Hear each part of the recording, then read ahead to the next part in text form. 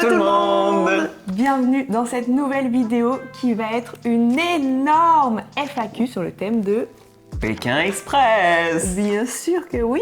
Vous nous avez posé et vous nous posez régulièrement énormément de questions sur notre aventure Pékin Express. Donc on s'est dit pourquoi pas faire une grosse vidéo pour répondre à tout ça. Un peu de contexte. Nous, c'est Étienne et Judith. On a fait la saison 20 qui a été diffusée en 2025 et qui a eu lieu en Afrique. Et on a été finaliste de notre saison qui s'est passée en Afrique, donc en Tanzanie, au Mozambique, au Lesotho et en Afrique du Sud. C'était les 20 ans de l'émission et on a eu la chance d'aller jusqu'au bout. Nous sommes arrivés deuxième, voilà, en finale à Johannesburg. En ce moment, il y a les castings de Pékin Express pour la nouvelle saison 23. Et ouais, parce que là, il y a la 22 qui va passer à la télé dans quelques jours. Donc, on a beaucoup de questions sur les castings. Ça nous connaît en plus parce qu'on a mis 8 ans avant d'être sélectionnés. Donc, on connaît très bien les phases de casting. On va y répondre en détail dans cette vidéo. Donc, restez bien jusqu'à la fin. On reçoit tellement de messages en ce moment sur les castings qu'on s'est dit qu'on allait carrément faire deux parties dans cette vidéo. Une première partie casting parce que on commence à savoir quand même qu'est-ce qui marche pas. Et une deuxième partie sur pour répondre à vos questions sur notre aventure Pékin Express au global. C'est parti! Première question. Pour commencer, je me suis dit que c'était pas mal de la mettre au début, même si c'est pas trop par rapport au casting, mais c'est comment avez-vous eu l'idée de faire Pékin Express? Ah ouais. Ouais. Si déjà la première question t'es là, Oh là là, ça va être compliqué. c'était il y a longtemps. Non, bah oui, c'était il y a longtemps. Bah c'est moi, clairement, qui ai eu l'idée. C'était mon rêve depuis mes 12 ans à peu près. En fait, c'est rigolo. Je regardais Pékin Express avec ma famille. Je regardais depuis la saison 3, donc la saison de Pauline et Aurélie en Amérique du Sud, parce que toi tu regardais aussi en fait avec ta famille. C'était des gens de notre coin. De chez nous. Bah oui, c'était des filles de mon village improbable, paumé au fin fond du Nord-Pas-de-Calais. Le village de 800 habitants. Donc c'était les stars locales, Pauline et Aurélie, exceptionnelles. Et donc c'est là que j'ai commencé à regarder, toi aussi d'ailleurs, qui habitais juste à côté. Ouais. Donc on se connaissait peut-être même déjà à l'époque. Non. Non, On avait quel pas. âge? Non, on n'était pas au collège. On n'était pas encore au collège. Ok. Bon bref, on a su plus tard qu'on avait commencé l'un et l'autre à regarder à la saison 3. Ouais. C'est marrant, grâce à Pauline et Aurélie. Donc Pékin Express, c'était vraiment le rendez-vous du jeudi soir chez moi dans ma famille. À partir de la saison 3, on a tout le temps regardé parce qu'on aimait trop. Vraiment, je trouve que ça nous permettait de découvrir des choses, des cultures et surtout des pays dont on n'avait jamais entendu parler. Genre moi, je n'avais jamais entendu parler de la Birmanie. Quand ils étaient allés, je m'étais dit mais je veux aller là, ça a l'air magnifique. Et bref, un jour, il y a la maman de ma meilleure amie, pour rigoler, je sais pas, on parlait, puis elle disait ah mais moi je vais m'inscrire à Pékin Express, je me suis dit que ce serait chouette et tout.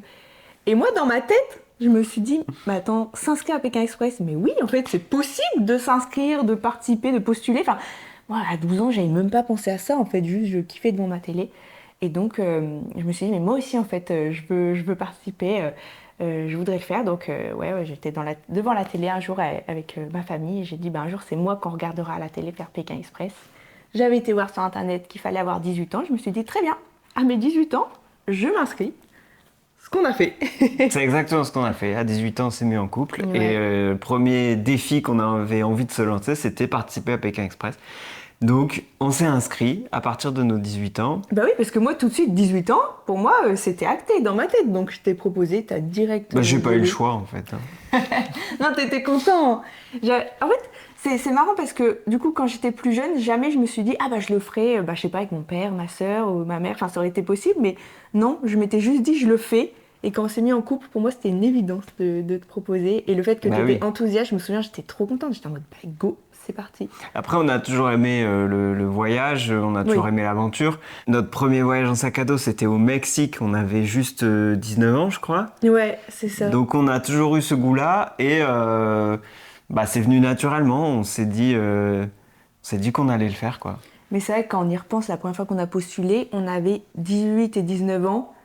Ça faisait 5 mois qu'on était ensemble, on vivait pas du tout encore ensemble. C'était peut-être un peu jeune. Un petit peu. De toute façon, on n'a pas été pris. Oui, donc c'est que c'était pas le moment. Mais quand même, au moins on l'a fait. Et c'est au bout de la 3e candidature qu'on a été rappelé. Je me souviendrai toujours de ce moment-là. Toi, t'étais dans le sud? Non. Ouais. Moi, j'habitais à Aubagne à l'époque et je reçois un coup de fil de Juju qui me dit devine qui m'a appelé. Alors moi, trop marrant, j'étais chez mes parents, donc dans le nord, j'étais aux toilettes. Il y avait dans la salle de bain et il y avait mon portable à l'extérieur de la salle de bain et j'entends sonner et je me dis c'est important. C'est important, je sais pas qui c'est, mais c'est important. Vous savez ce genre d'illumination que vous avez, vous sentez parfois un appel important, quelque chose d'important qui se passe. Je suis sortie en trompe des toilettes, je voyais que je ne pouvais pas louper cet appel. J'ai décroché au dernier moment, je fais allô? À cette époque-là, allô? J'ai fait allô. Ils ont raccroché direct. Non, heureusement, j'ai pas fait ça. Enfin, je sais pas, peut-être. Allô. Allô, c'est qui? Ouais, à cette époque-là, je cherchais du boulot, donc je croyais que c'était ça.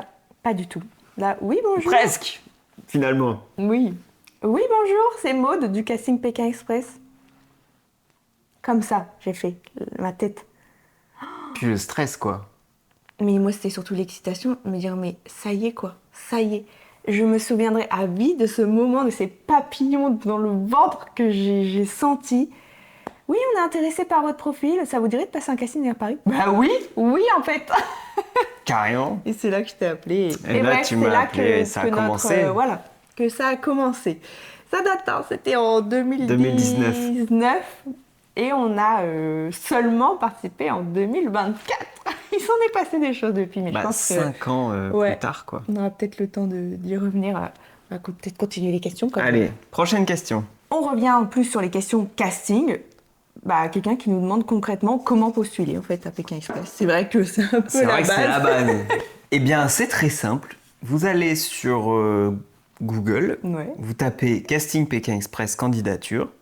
Premier résultat de la barre d'infos, c'est M6, le site de M6.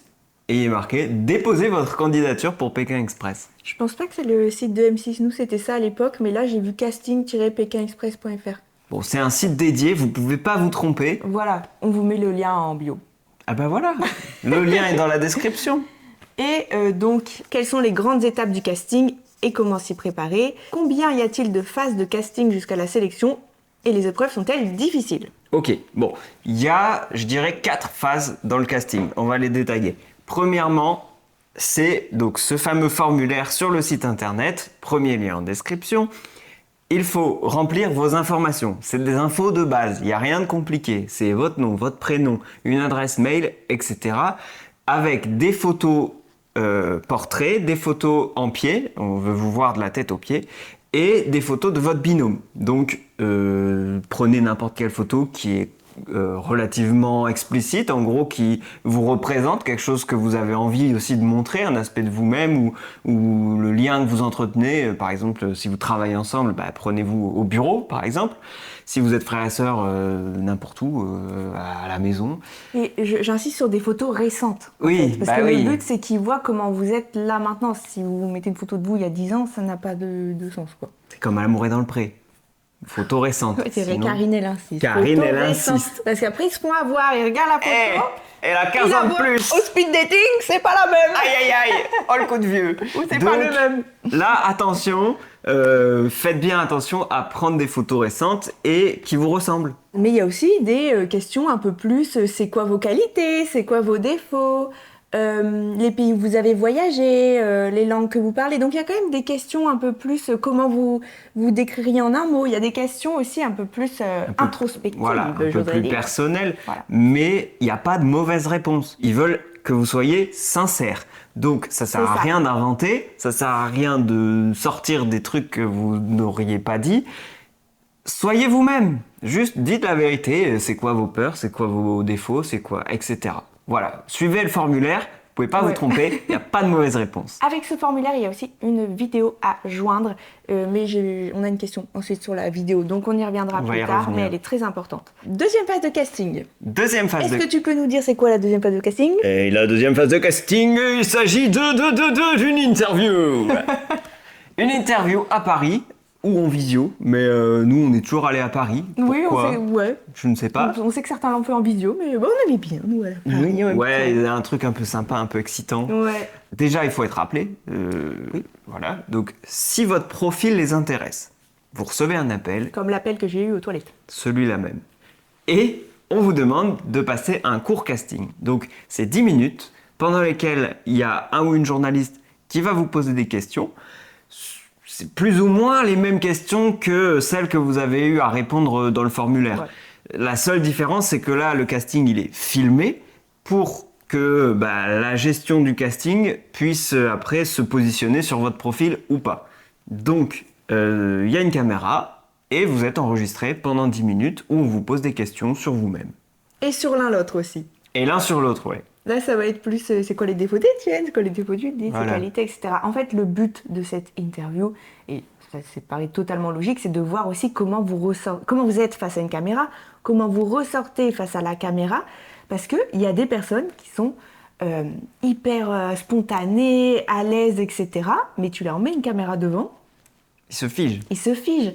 Et c'est une émission de télé, Pékin Express. Donc, ils recherchent bien évidemment des personnes, pas qui ont l'habitude forcément des caméras. Nous, c'est vrai qu'on a l'habitude parce que ça fait partie de notre métier, on travaille dans l'audiovisuel, mais pas forcément. Ça peut être des personnes juste qui restent eux-mêmes et à l'aise face à une caméra, en fait. C'est surtout ça, d'ailleurs, qu'ils recherchent. Ouais. La sincérité, encore une fois. Encore une fois, c'est de la sincérité. Il ne faut pas s'inventer un personnage, Ah non. ça va se voir. Ah oui, oui. Vous pourrez être comédien professionnel, que ça n'irait pas. Ils cherchent des gens vrais, Mais des personnalités sincères. C'est ça. Surtout que dans Pékin Express, vous allez voir, vous allez être vous-même à 100%. C'est surtout, plus ça avance, plus on est fatigué. Tu peux plus faire Plus semblant. il y a de self-control. Oui, c'est ça. Tu peux pas faire semblant Tu peux dans pas. l'aventure. Donc en fait, je pense que pour eux, au casting, c'est important de voir aussi que tu fais pas semblant de t'inventer une vie ou quoi que ce soit. Troisième étape, c'est un gros casting qui a lieu à Paris. On va vous demander plusieurs choses. On va vous demander de venir avec une tenue particulière, une tenue d'aventurier, quelque chose qui vous représente. Et on va vous demander de ramener une surprise. Peu importe la surprise, vous choisissez. Ça peut être une danse, une vidéo, un poème, un sketch. C'est quelque chose qui va vous caractériser en fait. Je sais pas, une présentation, une pièce de théâtre. Bon, faut que ce soit relativement court. Mais voilà, c'est quelques minutes où vous allez devoir les surprendre, d'une manière ou d'une autre. C'est ça. L'idée, encore une fois, c'est de montrer votre personnalité. Donc il y a un moustique. On est en février, il y a un moustique. Donc ce casting, il dure assez longtemps, hein. Il dure 45 minutes à peu près. Ouais, c'est assez long et c'est impressionnant. C'est très impressionnant parce qu'ils sont combien, 4-5 je pense devant nous. Ouais. Et l'équipe de la direction de casting qui est là et puis vous devez donc vous présenter. On va vous poser encore une fois plus ou moins les mêmes questions. Avec, plus approfondies. Voilà. On a plus le temps de se livrer, on a plus le temps de se raconter et il faut aussi savoir que vous allez être bousculé. Ils aiment bien venir vous titiller, vous chercher. Nous, les questions qu'on a eues, c'était genre, oui, donc si je comprends bien, Étienne, c'est un peu le boulet du binôme. Donc il faut être prêt quand même à recevoir des taquets un peu violents. Mais c'est ni personnel ni malveillant. Au contraire, en fait, c'est pour vraiment cerner comment vous êtes. Ouais. C'est une façon pour eux de se positionner sur votre profil. Pendant ce moment-là, il y a aussi des photos qu'on fait. Il y a plusieurs autres rendez-vous avec le producteur, avec une psychologue aussi. Voilà, pas mal de choses. Et si vous avez la chance d'être rappelé après ce casting-là, c'est très bon signe, puisqu'on arrive à la toute dernière étape qui est... l'épreuve médicale. Donc c'est des tests médicaux, il n'y a rien de compliqué. Encore une fois, il faut juste rester soi-même. Il n'y a pas à inventer. De toute façon, c'est purement médical. Donc, on vous demande une liste d'analyses de sang pour être sûr que vous soyez en bonne santé. Oui, voilà, c'est ça. C'est le but, en fait. C'est le but. Le but, c'est juste de savoir si vous êtes prêt à partir d'un point de vue physique. Donc, il n'y a rien de compliqué. Une prise de sang. Dans ces rendez-vous médicaux, il y a un cardiologue qui va vous faire des tests d'effort. Donc en général, c'est sur un vélo elliptique et on va calculer votre rythme cardiaque et comment vous réagissez face à un effort. C'est uniquement pour tester votre cœur, pour savoir si vous n'allez pas faire un arrêt cardiaque en pleine émission. Donc eux, ça leur permet de s'assurer qu'ils n'emmènent pas des gens qui auraient potentiellement des problèmes cardiaques. Parce que dans Pékin, il faut avoir le cœur accroché quand même. Donc, pour sauter aussi de je sais pas où là. Voilà. Ouais, faut Mais il n'y a rien de compliqué en soi.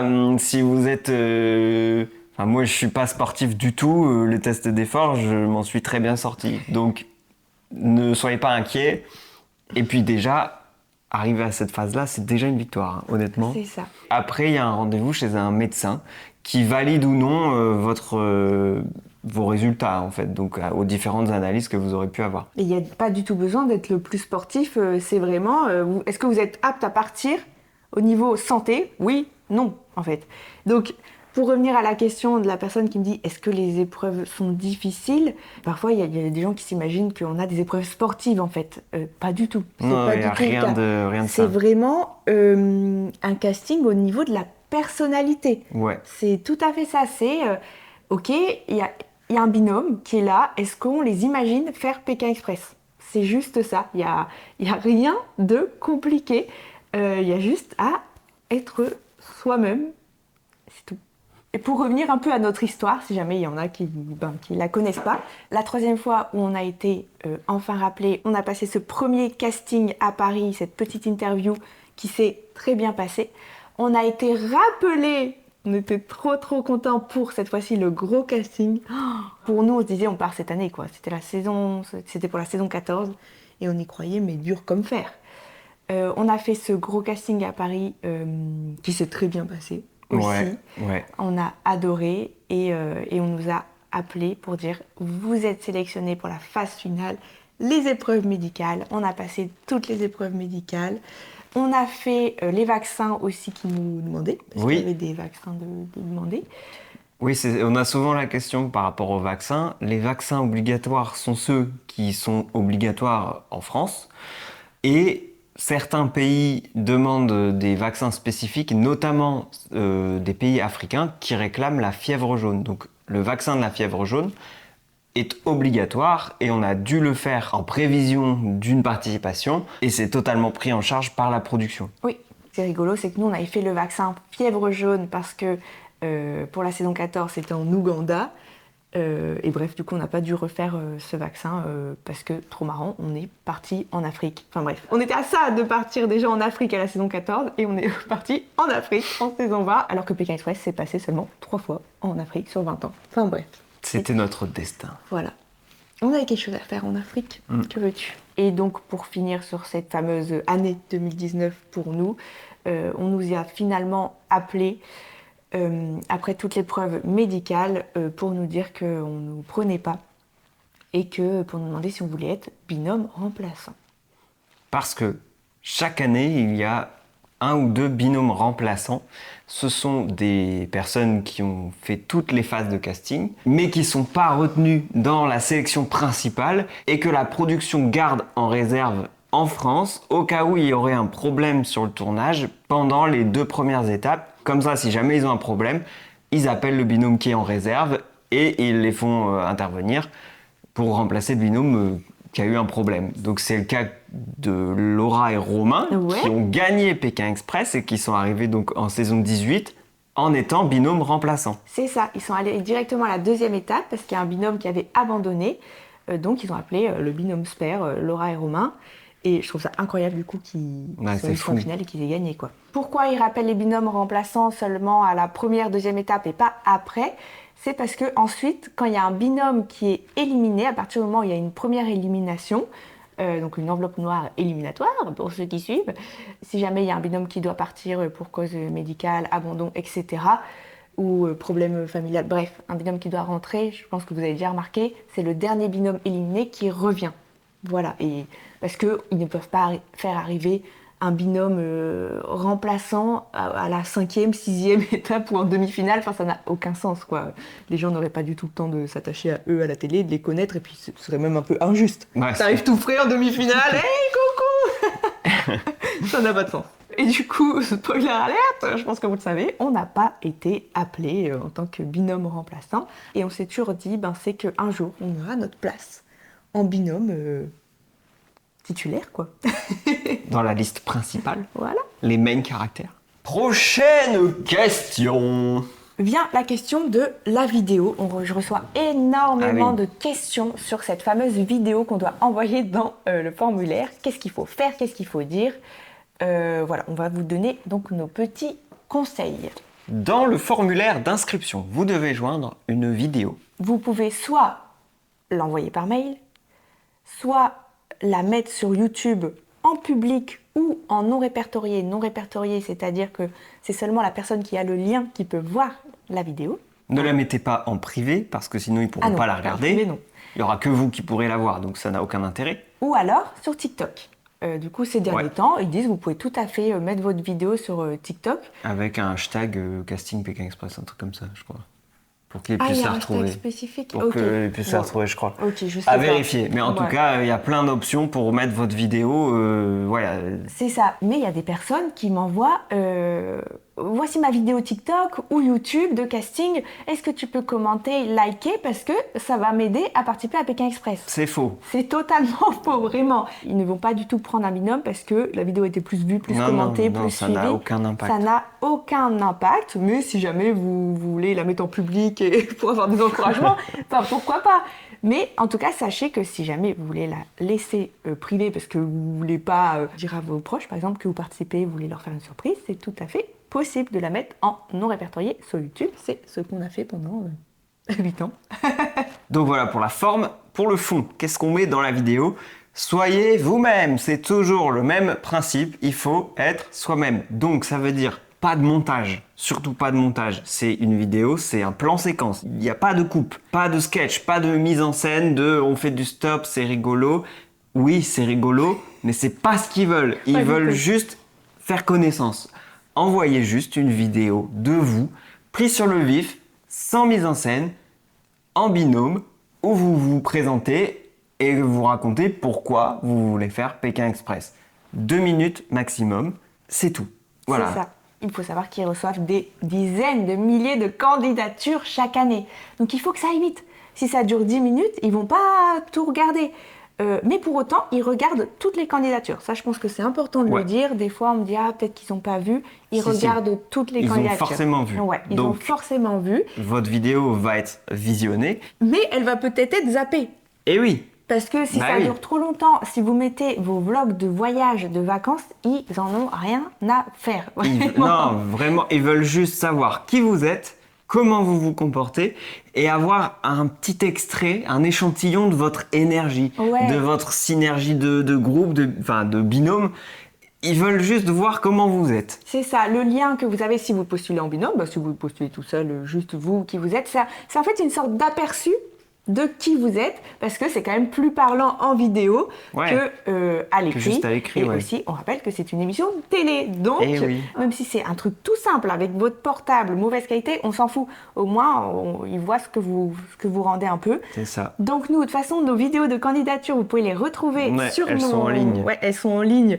Sur ma chaîne YouTube, alors pas toutes les principales. À chaque fois, là, on a été rappelé en fait. Quand on a été rappelé, il y en a 3, je crois. Donc, Et nous, d'ailleurs, il y a un moment aussi où on avait fait une sorte de petite mise en scène avec un petit montage et on a compris plus tard que c'est pas du tout ce qu'ils recherchaient. On n'a pas été rappelé cette année-là. Oui, mais ils nous ont confirmé plus tard que... Oui. Enfin, au tout début, quand on postulait, ils ne demandaient pas de vidéo. C'était au bout de la 3e année, donc quand on a été rappelé qu'ils demandaient une vidéo.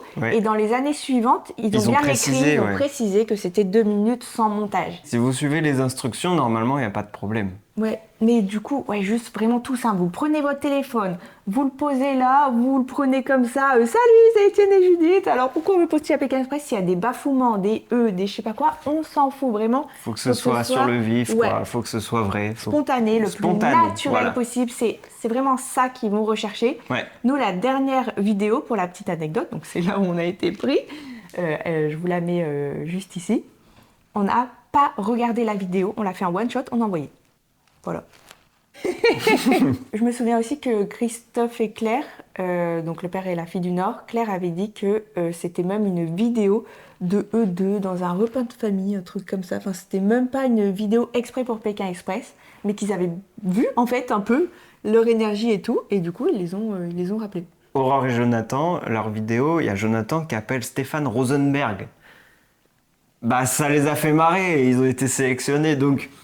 En fait, même si vous faites des erreurs, même si c'est pas grave, on s'en fout et faut le faire, c'est tout. Et du coup, si vous êtes, il y a des gens qui me disent mais je veux le faire avec mon ami, mais on habite loin et tout. À la limite, vous prenez une vidéo de 2 minutes maximum de vous deux, ou je sais pas, où on voit un peu votre lien, etc. À la limite, vous envoyez ça, si vous n'avez pas l'occasion là de filmer tout de suite.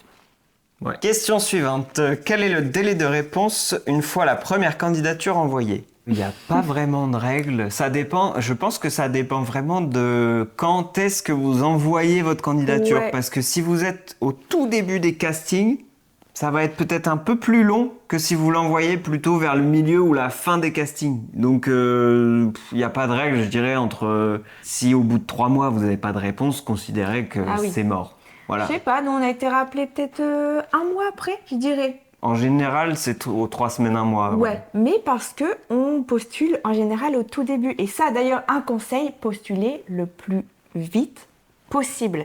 Il n'y a pas de date de fin sur le formulaire. Il me semble qu'il n'y a pas de date de fin de candidature. Peut-être. Je pense qu'à un moment, le casting est fermé, mais il n'y a pas vraiment, il n'est pas écrit inscription de telle date à telle date. Donc, au plus vite vous le faites, au plus vite, après, la mécanique des castings va se mettre en route. Ils vont commencer à rappeler des gens. Et donc, si vous le faites trop tard, vous allez louper le coche, en fait. Nous, en général, dès l'ouverture, on postulait. En plus, on avait compris, du coup, que c'était régulièrement en février que le casting ouvrait. Ensuite, que le premier casting, c'était à peu près avril-mai. Enfin bref, on avait compris un peu la mécanique. Mais attention, ça change quand même en fonction des années. Notamment s'il y a... là, il y a eu 2 saisons, donc bref, ça s'est un peu décalé. Par exemple, Ludo, je me souviens qu'il a postulé un peu plus tard, et du coup, il a été rappelé très rapidement. Oui, c'est ce que je disais. Juste au plus vite, au mieux, c'est tout ce qu'on peut dire. Et nous, tellement, du coup, on connaissait par cœur le formulaire que on reprenait nos réponses des années d'avant, qu'on changeait si on avait envie de les changer, hein, bien sûr. À chaque fois, on prévoyait notre vidéo en avance, même avant que le casting soit ouvert, et nos photos. Dans l'année, on disait on prend nos photos pour PK Express, parce qu'on postulait du coup tous les ans pendant 8 ans. Au bout de 8 ans, c'était une habitude c'était presque. Une mécanique bien rodée. Comme ça, dès que le casting ouvrait, on avait déjà nos réponses quasiment de prêtes, juste à les écrire ou à modifier si on voulait modifier. Les photos, on les modifiait aussi pour montrer qu'on évoluait. Et nouvelle vidéo, bien sûr, à chaque fois. Quel profil recherche-t-il? J'ai l'impression de ne pas être assez atypique. Soyez juste vous-même. C'est pas grave de pas être atypique. On n'a rien de spécial. Il y a une tonne de gens qui n'ont rien de spécial qui ont participé à Pékin Express. Soyez vous-même. Mais moi, je suis pas d'accord avec toi. Je dirais au contraire qu'on a tous quelque chose de spécial. Les personnes qui se trouvent pas atypiques, c'est qu'elles voient pas en elles leur potentiel. Pour moi, on a tous quelque chose de spécial. Et dans le casting, ils vont réussir à déceler c'est quoi ce petit truc spécial que vous avez. Pékin Express, c'est une aventure hors du commun, donc il faut des personnes spéciales, tu vois ce que je veux dire? Mais quel profil ils recherchent? En fait, ils recherchent une diversité de profils. Ils recherchent pas que des sportifs. Ils recherchent pas que, au contraire, que des non-sportifs. Ils veulent pas que des personnes qui parlent anglais ou que des personnes qui parlent pas du tout anglais, parce que ils veulent de tout, en fait. C'est ça, ils veulent de tout. Ouais, ils veulent de tout. Ils veulent surtout une combinaison des couples. De toute façon, vous avez vu, c'est un peu toujours les mêmes profils qu'ils recherchent. Ouais. Des couples. Des frères et sœurs. Des parents. C'est ça, des collègues, des amis. S'il y a une relation forcément plus atypique comme le coiffeur et sa cliente, vous avez aussi peut-être plus de chance, faut le dire, oui, que des couples où il y en a énormément. Encore que par saison, il y a parfois 2 couples, alors que des binômes vraiment atypiques, genre un coiffeur et sa cliente, il n'y en a pas beaucoup par saison, il y en a un maximum. Donc, si vous n'êtes pas pris non plus, c'est pas que vous ne correspondez pas, c'est que la combinaison des binômes fait que ça ne rentrait pas dans l'année où vous avez postulé. C'est ça. Donc, continuez, persévérez, parce que c'est pas parce qu'une fois ils vous ont rappelé et qu'après les années suivantes ils vous ont pu appeler que vous avez loupé votre place et que c'est tout, c'est mort pour vous. Au contraire, si vous avez été appelé une fois, insistez. Ah oui. Ça veut dire que vous avez le profil. Oui, vraiment, si vous avez été appelé une fois, mais ça veut dire que, c'est prometteur, ça veut dire que vous les avez intéressés. Et surtout, ne prenez pas personnellement le fait qu'ils ne vous rappellent pas, qu'ils vous disent non. Pas du tout. Et nous, ils nous l'ont bien dit au moment où ils nous ont proposé d'être rien de personnel. Elle dit surtout, ne changez rien, ne prenez pas personnellement la chose. C'est juste que, voilà, cette année, on a choisi un autre binôme. La combinaison ne fonctionnait pas telle qu'elle, c'est tout. Mais peut-être que l'année suivante, ce sera votre tour. Il leur faut des gens qui viennent de partout. En France, il leur faut des blonds, il leur faut des bruns. Si on était tous blonds, ce serait trop bizarre. Si on avait tous, je sais pas, moins de 30 ans, ce serait bizarre aussi. Il leur faut des gens de toute tous les âges, personnalité, toutes les les origines. Et oui. Même il y a toujours des Belges, il y a toujours des Français, et il y a toujours des Bruns, il y a tout, il y a toujours C'est tout. ça. Peut-être que votre profil va rentrer dans ce qu'ils recherchent pour cette année. Voilà, par exemple, nous, on sait que au moment où on a été binôme remplaçant, donc il y avait Aurore et Jonathan, un couple du Nord, ch'ti, blond aux yeux bleus, certes un peu plus âgé que nous, mais sinon, on se ressemble quand même vachement. Du coup, on savait que l'année d'après, on a postulé, bien sûr, mais on savait qu'on n'allait pas être pris. Parce que même 2 années coup sur coup, c'est très rare qu'ils vont remettre un couple ch'ti blond du Nord. Ils vont laisser espacer quelques années. La preuve, c'est ce qu'ils ont fait. Mais il y aura forcément des ch'tis, quasiment à coup sûr.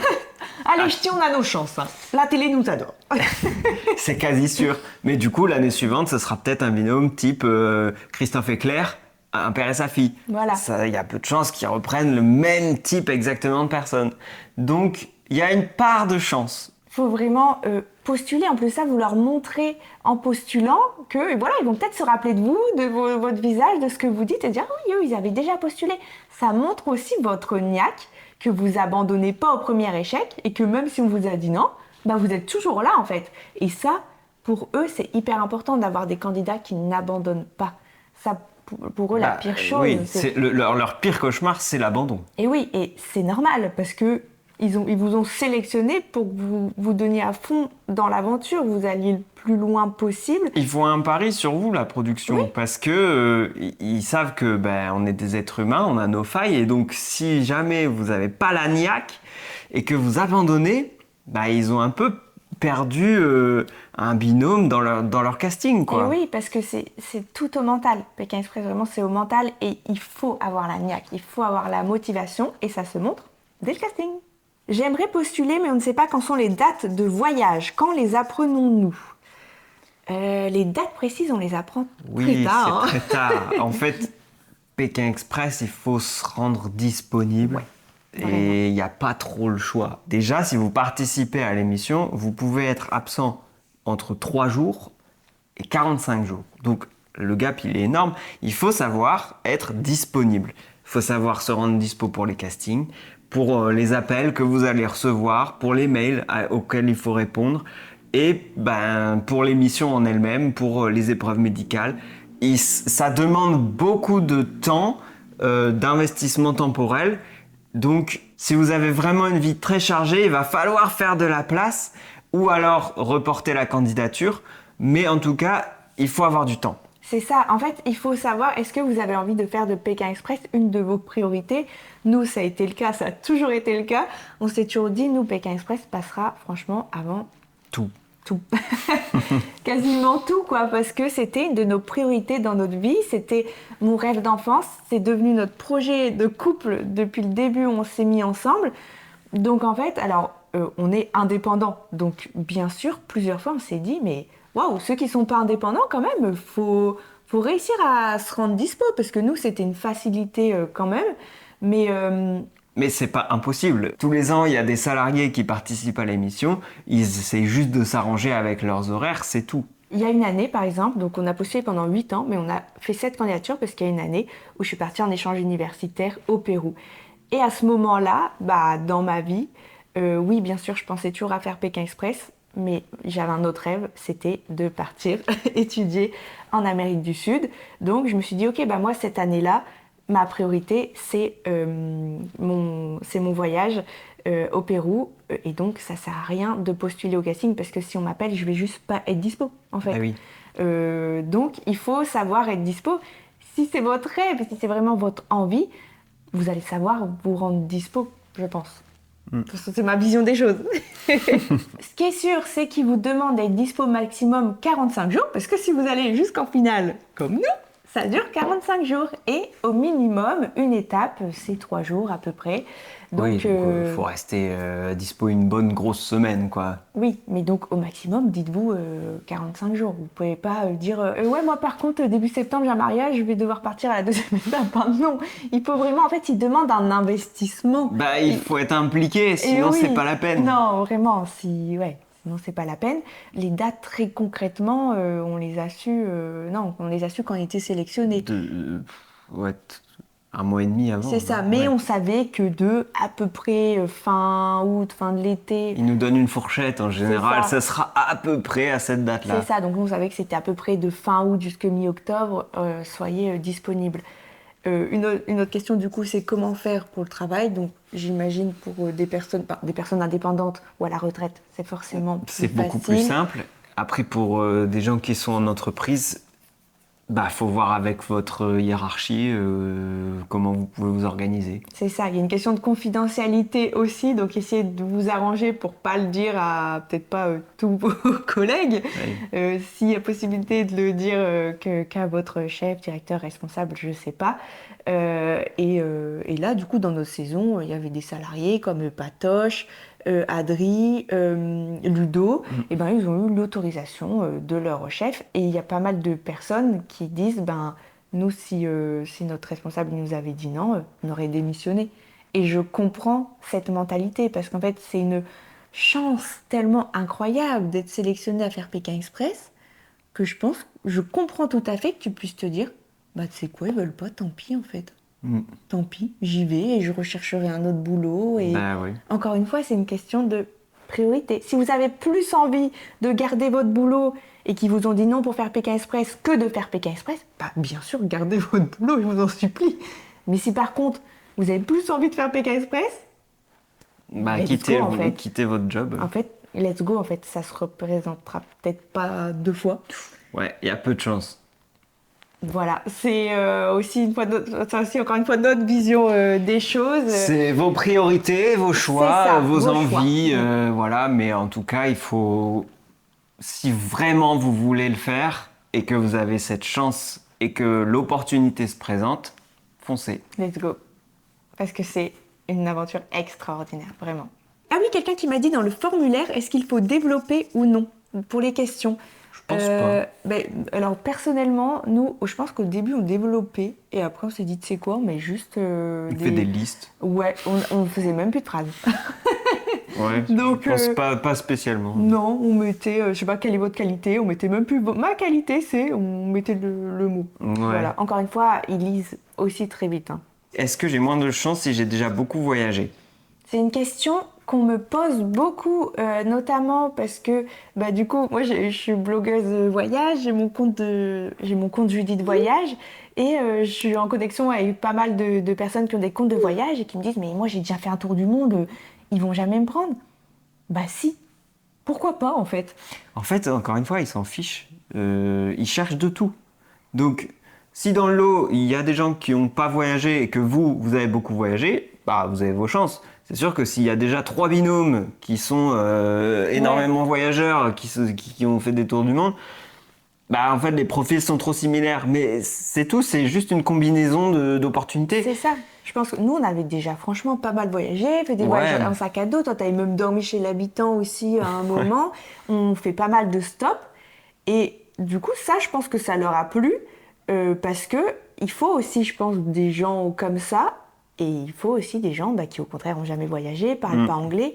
Et c'est le mix de tout et la mixité. C'est pour ça que j'aime trop Pékin Express. C'est la diversité de profils qu'il y a et qui fait que chaque téléspectateur peut aussi se reconnaître en fait dans les personnes. Alors, Stéphane Rothenberg a sorti une interview il n'y a pas très longtemps où il a dit on ne cherche pas des personnes qui ont fait le tour du monde une dizaine de fois, ça ne nous intéresse pas. Mais c'était pas ça c'était pas ça le propos. L'idée, c'était qu'ils cherchaient pas des binômes qui étaient blasés. C'est ça, c'est ce qu'il a rajouté. Il a dit on veut pas des personnes blasées. Non, forcément, ils veulent pas des gens qui disent ah ouais, bon moi ça je connais, ça machin, ça truc. Ouais, je suis allé 3 fois déjà. Parce que Pékin Express c'est une aventure avec plein d'émotions. Et il a dit on veut des gens qui s'émerveillent. On veut des gens soit qui connaissent pas et des gens qui s'émerveillent. Et moi, c'est tout à fait ça. Plusieurs fois même, j'ai vu des gens qui me disaient elle est saoulante, elle s'émerveille de tout. Ouais, je suis comme ça en fait. Et la preuve, c'est ce qu'ils recherchent. Alors, excusez-moi, mais... Donc oui, c'est ça, ils veulent de l'émotion. Donc peu importe si vous avez déjà beaucoup voyagé, ce qu'ils veulent, c'est que vous soyez pas blasé. Voilà, par contre, dites-le. Ne commencez pas à cacher, à faire genre vous avez jamais voyagé, alors que si. Ils vont s'en rendre compte. Ah oui. Peut-on faire Pékin Express sans parler du tout anglais ou bien c'est compliqué? Alors c'est compliqué, mais tu peux. Oui, bah, et encore, on dit ça, nous, c'est vrai que dans les pays où on est allé, ils parlaient pas mal anglais, bon, ça dépend.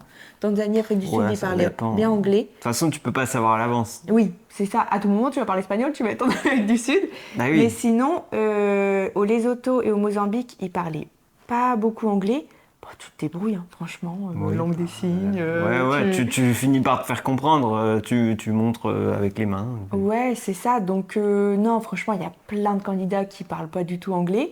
C'est un handicap, bon, c'est vrai, hein, pour Ah oui, voyager, oui. pas parler anglais d'une manière générale. Pékin Express, pas Pékin Express. Dans notre saison, Patricia, elle parlait pas du tout anglais et au final, ils aiment bien quand même parce Bah, que c'était hilarant. ça fait des trucs marrants, ça fait des situations drôles. Ouais, bah ouais, voilà. Mais en fait, chaque binôme a un peu ses avantages et ses inconvénients. Par exemple, nous, on parlait anglais, c'est un avantage, c'est sûr. Toi, t'es bon en sans rotation, c'est un avantage. Mais par contre, on était loin d'être les plus sportifs. Donc ça, c'était notre inconvénient, alors qu'il y a un binôme, peut-être qui parlait pas bien anglais, mais ils étaient plus sportifs. Bah, Patoche, en fait. Ouais, Patricia, Patricia, elle nous défonce en trek, tout ça. Alors, elle parle pas anglais, mais par contre, elle y va. Elle carbure. Donc voilà, c'est tout. Chacun a ses compétences et il cherche encore une fois, il cherche de la diversité. J'ai des enfants en bas âge, j'ai peur de les laisser, mais c'est mon rêve. Alors, nous, on n'a pas d'enfants. Donc, je pense qu'on peut pas... Ça, on peut pas trop dire, mais. C'est ça, on peut pas trop se projeter. Mais encore une fois, après, c'est une question de priorité. Si ta priorité, c'est d'être 100% là pour tes enfants, eh ben, attends qu'ils soient plus grands. Mais par contre, si tu veux pas passer à côté de ton rêve et qu'il y a quelqu'un pour s'occuper de tes enfants, Oui. ben, à ce moment-là, essaye quand même de tenter l'aventure. C'est une question de priorité, c'est une question de choix. C'est vrai que nous, comme on n'a pas d'enfants, on ne peut pas trop parler de notre expérience par rapport à ça. Ce qu'on sait, c'est que les jumelles dans notre saison, elles avaient des enfants plutôt jeunes. C'est les maris et la famille qui ont pris le relais. C'est ça, Mais bon, c'était difficile pour elles quand même Et oui, d'être c'est sans leurs vrai. enfants. Mais elles l'ont fait, voilà. C'est ça. En fait, il faut avoir aussi la chance, bien sûr, d'être bien entouré. Ouais. Mais je te propose d'envoyer un message du coup aux Jules, un dressing pour deux, parce qu'elles ont vécu cette aventure-là. Je sais qu'elles ont loupé la rentrée scolaire de leurs enfants, notamment la petite qui est rentrée en petite section, sa toute première rentrée scolaire. Donc c'était difficile pour elle. Mais elles l'ont fait et elles sont hyper fières, donc voilà, n'hésite pas à leur en parler. Et franchement, moi je me dis, mais oui, j'ai pas d'enfant, mais c'est vrai que j'imagine mes parents, tu vois. S'ils m'avaient dit, oui, on avait voulu faire Pékin Express, mais bon, comme t'étais petite et tout, on voulait pas te laisser, je pense que j'aurais été un peu triste de dire, ah mince, Je voulais pas vous faire louper votre tu rêve. vois. Et au contraire, je pense que franchement, en tant qu'enfant, de se dire, ma maman ou mes parents ou mon papa, il a fait Pékin Express, c'est un aventurier. Et même plus tard, tu vois, quand ils grandissent, de se dire, en fait, vous vous êtes donné pour votre rêve, même si on était là. Et c'est aussi porteur, je pense, les enfants. Parce que je pense que tu penses aussi beaucoup à tes enfants en disant, ils vont être fiers de moi en me regardant à la télé, ou plus tard, ils seront fiers d'avoir un modèle. Franchement, c'est badass, un modèle de parents comme ça, ils ont fait Pékin Express, c'est des aventuriers, alors qu'on était là, alors qu'ils avaient des enfants en bas âge. Moi, je trouve que c'est un chouette modèle. Oui, mais encore une fois, c'est peut-être pas adapté à tout le monde. Non. Il y a certains parents qui veulent vraiment être disponibles pour leurs enfants. À ce moment-là, attendez un peu. Oui. En tout cas, je pense quand même que c'est plus dur de faire cette aventure en ayant des enfants. Et du coup, moi, je suis hyper impressionnée quand même des parents et des jeunes parents qui le font. Parce Oui. que nous, on n'avait rien d'autre à penser que nous. Ah bah c'est sûr. Tu vois, on n'avait pas la tête à se dire est-ce que nos enfants ils vont bien. On pense à notre famille, nos parents, mais ils se débrouillent quoi. Donc franchement, c'est quand même respect quand même, je trouve. Beaucoup de personnes qui me disent je suis pas sûre d'avoir la forme physique. Encore une fois, ils cherchent de tout en fait. Donc oui, ils vont chercher les sportifs, mais si vous n'êtes pas sportif, ça fait rire aussi. Ouais, vous pouvez avoir votre place. Si vous ne savez pas porter un sac de sable sur la plage, peut-être que ça va quand même les intéresser. Non, franchement, nous, on n'est vraiment pas très sportifs. Mais on est en bonne condition physique quand même, En tu fait, vois. c'est ça. C'est que si t'es pas physique, mais que t'es en bonne santé, tu peux le faire. Nous, on n'était pas sportifs. On l'a fait.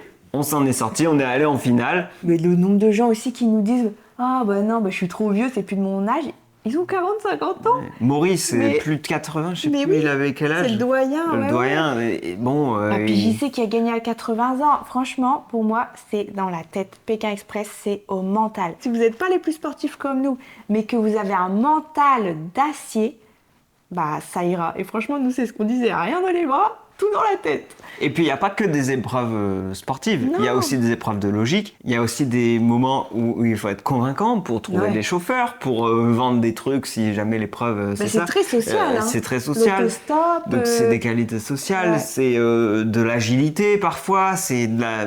Donc, il y a tellement de tout dans cette aventure que réduire vraiment Pékin Express à une condition physique, ce serait très limité. C'est beaucoup plus global que ça. Ouais, et c'est ça que j'aime trop dans cette émission. C'est la diversité d'épreuves qui fait que à chaque moment, il y a un binôme qui peut briller quelque part. Et au contraire, un binôme qui peut être moins fort. Et ça, je trouve ça trop chouette. Donc vraiment, si vous avez du mental, ça va le faire. Mais il faut du mental. Ou alors au moins un des deux dans le binôme qui a un mental et qui peut un peu porter et tirer l'autre.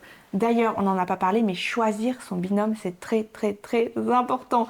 Choisissez vraiment quelqu'un qui vous tire vers le haut et vous tirez vers le haut ensemble. Et si vous postulez seul, vous n'avez pas le choix, mais en Ils sauront général, vous accompagner ils avec sauront, quelqu'un. ouais, et respect, j'ai vraiment du respect pour les gens qui postulent seuls. Je pense que je pourrais pas, franchement. Non. J'aurais trop du mal. Et ça m'impressionne, vous m'impressionnez. Dernière question pour les castings. Une fois tous les castings passés, on apprend quand le résultat? C'est quand même un long processus, hein, les castings, parce que nous, pour notre part, ça avait ouvert en février. Et on nous a appelé fin juin. C'est ça, le 21 juin 2024, on a eu l'appel qui nous disait qu'enfin on partait. Et ensuite, on avait 2 mois pour se préparer et on partait 2 mois plus tard, fin août. Donc, ça prend du temps. Ouais, c'est un peu long. Ouais, faut être un peu patient. On en a fini pour les castings. Maintenant, on va passer aux questions sur l'aventure. Première question. Quand apprenons-nous la destination? La destination, on l'apprend Quand c'est trop tard. quand tu ne peux plus reculer. Tu ne peux pas dire non, je voulais que ce soit la Thaïlande ou le Pérou, je ne sais Et pas. non, tu l'apprends en salle d'embarquement. Et ouais, c'était incroyable. Le moment où on a su où on partait, c'était fou. Alors, pour la petite anecdote, on était presque sûr qu'on partait en Afrique. Ah, on le sentait. On le sentait. Déjà avec cette histoire de vaccin, mais aussi parce que on était remplaçants en saison 14, ils sont partis en Ouganda. Donc on avait ce feeling un peu de on va partir en Afrique. Oui, ça ne veut rien dire du tout. Hein. Vous pouvez être remplaçant, je sais pas où, et partir autre part. C'est vraiment juste un feeling qu'on a eu. En fait, à partir du moment où donc on a été binôme remplaçant et donc on n'a pas été pris, on s'est effondré, clairement. Pour moi, c'était mon rêve qui s'effondrait. Sur le coup, ça a été vraiment dur. On croyait tellement qu'on allait partir. Bon, moi, ça y est, quoi, on était candidat et en fait, non. Donc on est un peu descendu de je sais pas combien d'étages. Et au final, on s'est assez vite remotivé.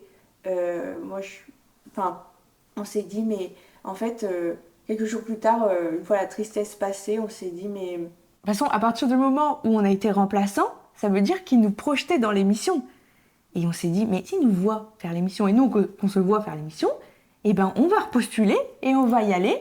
Et j'ai dit à Étienne, tu sais quoi, je pense que ça veut dire que la fois où on partira, ce sera en Afrique. Je sais pas pourquoi, mais je l'ai senti comme ça.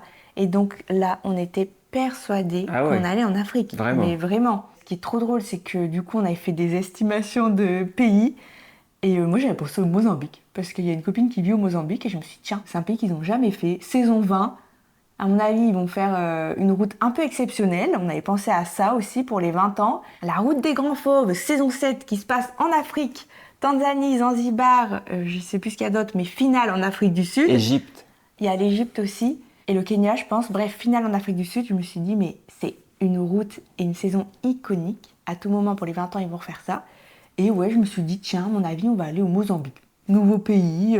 Et du coup, je me suis mis à apprendre le portugais avant de partir. Non, mais vraiment, Ah, on était sûr qu'on allait en un Afrique. feeling de dingue. Mais on en a eu la confirmation qu'au moment où on a embarqué dans l'avion, Oui. où on a vu le panneau Kilimandjaro. On a vu la destination Kilimandjaro 2 secondes avant d'arriver dans l'avion, quoi. Donc c'était fou. On a eu un premier indice quand même. Premier vol qu'on a fait, c'était jusqu'à Doha. Donc on s'est dit, bon bah ça va pas être l'Amérique, ça n'a pas de sens. Donc c'est certainement l'Afrique.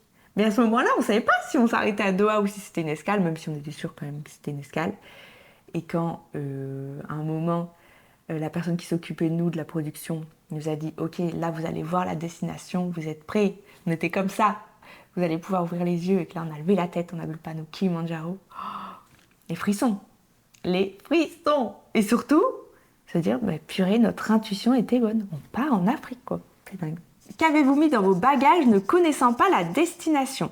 La production nous fournit quand même une petite liste de choses à emmener indispensables. C'est vraiment des basiques, hein. C'est 3 slips, 4 chaussettes, c'est vraiment des trucs de base. Mais le plus important qui est noté sur cette liste, c'est une fourchette de température.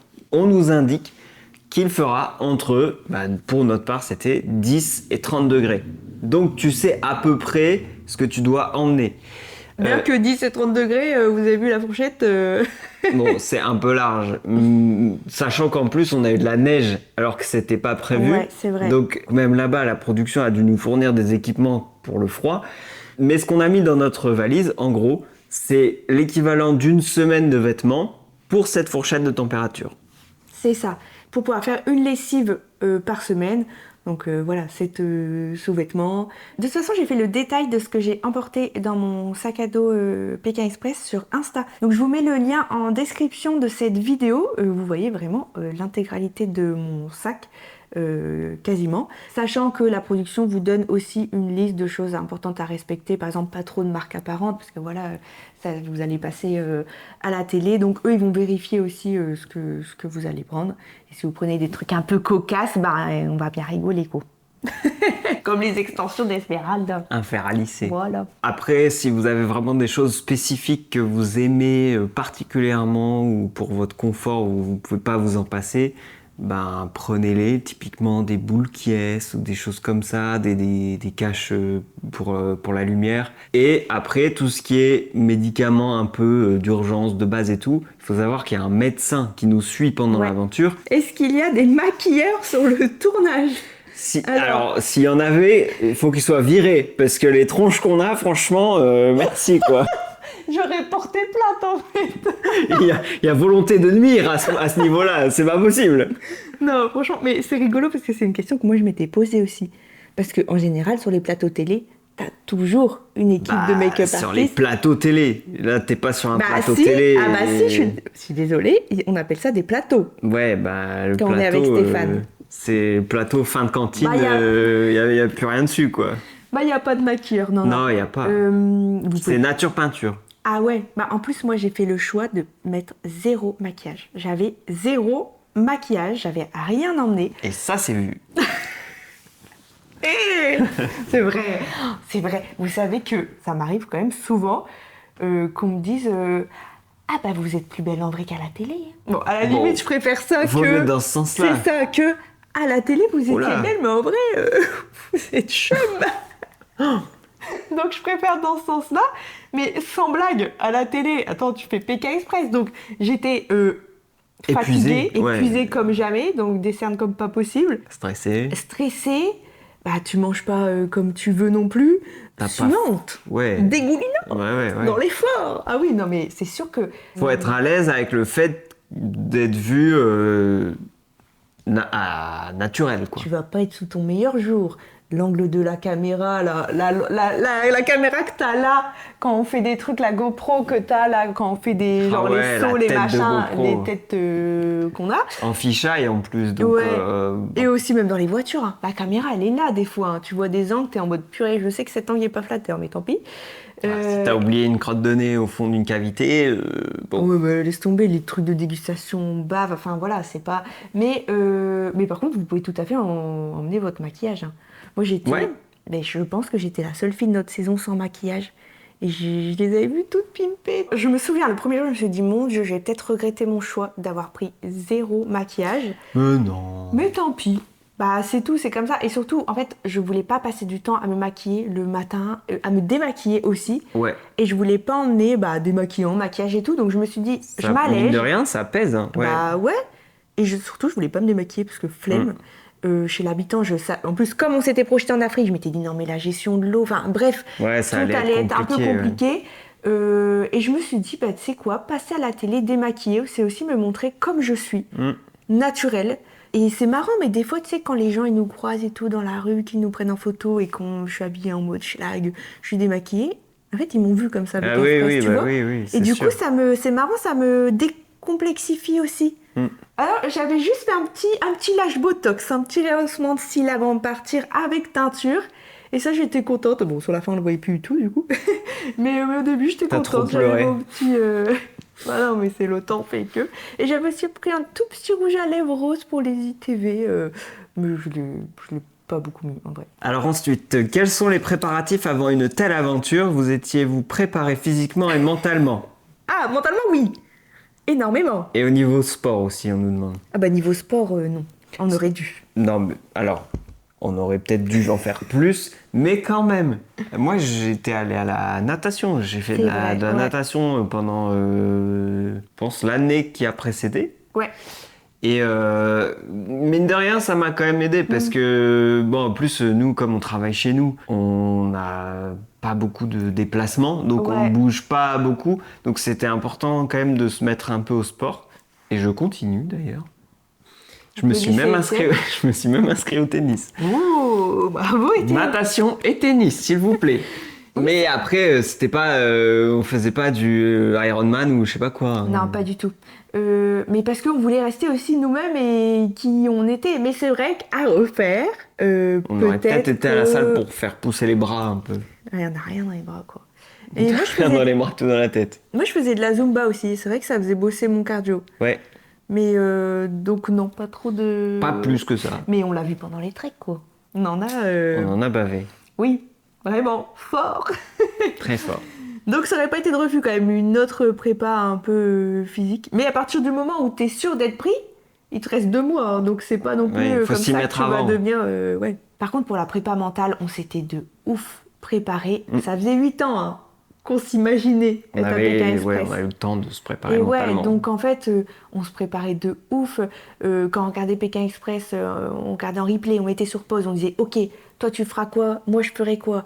Ah mais moi je suis plus forte en ci et toi en ça, donc vas-y, on se répartirait les tâches comme ça. » Et franchement, ça nous a aidés pendant l'aventure. Ouais, et même quand on allait faire du paddle ou quoi, on s'imaginait, on se projetait vraiment, on s'est visualisé dans l'aventure pendant longtemps. Jusqu'à être pris. Et ça nous a beaucoup aidé. Ouais, et mentalement aussi, le fait que c'était notre rêve et que vraiment on l'a voulu, on a tout donné pour l'avoir. Une fois là-bas, en fait, ça te fait une prépa mentale où tu te dis, mais attends, ma cocotte, ça fait depuis tes 12 ans que t'en rêves, ça fait depuis des années qu'on postule, tu vas pas abandonner là avec ton panier de fruits sur la tête quand même. J'ai pas attendu tout ce temps pour finir comme ça à abandonner. C'est ça. Donc ça donne aussi une motivation. Étiez-vous content de la destination? Bah oui, du coup, on l'a dit, en Afrique. On n'était jamais allé en Afrique. Du coup, encore plus content. Quand rencontrez-vous les candidats?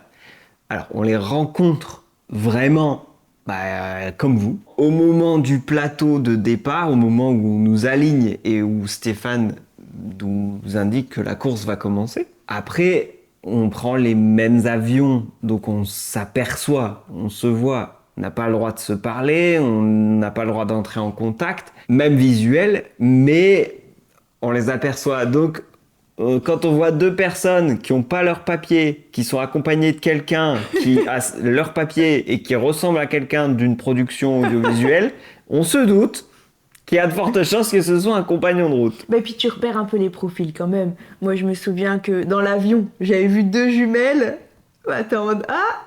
Tu sais, habillées pareil et tout. J'avais vu Cécile et Marion. Tout de suite, je m'étais dit, bon, on dirait que c'est des filles qui ont fait Miss France, tu vois, elles sont trop belles et tout. J'y avais pensé. Je sais pas si toi, t'avais pensé. Non, je n'avais pas pensé. Ah ouais, c'est marrant. Mais peut-être parce que moi, je les avais déjà vues passer sur les réseaux aussi, je ne sais plus. Ouais, mais peut-être. je me suis dit, bah, ces filles-là, pareil, elles doivent faire partie. Donc en fait, on se repère un peu, mais par contre, on se parle pas. Et par contre, Ludo, il a pris un avion différent de nous, parce que je sais pas si vous vous souvenez, il a fait Une entrée triomphante. une entrée, ouais. Au moment où on est tous alignés. Donc lui, il avait vu personne, et c'est la première fois où on le voit. C'est bah, quand vous le découvrez aussi, vous, à la télé, plus tard. C'est vraiment la première fois où on a vu Ludo. Ah bah, à quel moment rencontrez-vous Stéphane? Et la question qu'on nous pose le plus, je pense, sur Pékin Express, c'est est-ce que Stéphane, il est sympa? On va pas faire durer le suspense. Oui, il est sympa.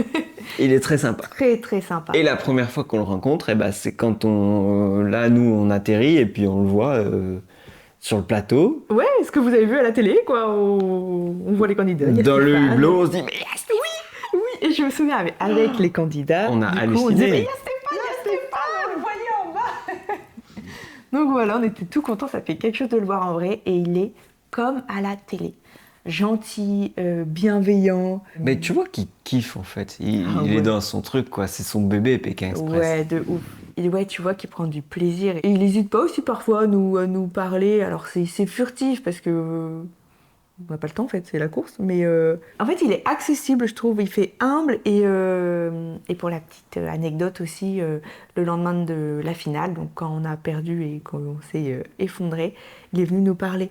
C'est la seule fois on était dans le même hôtel et au petit déjeuner, il est venu s'installer avec nous et il a parlé un quart d'heure pour nous réconforter. Et c'était très très très gentil de sa part parce que c'était pas du tout obligé de le faire, mais il l'a fait.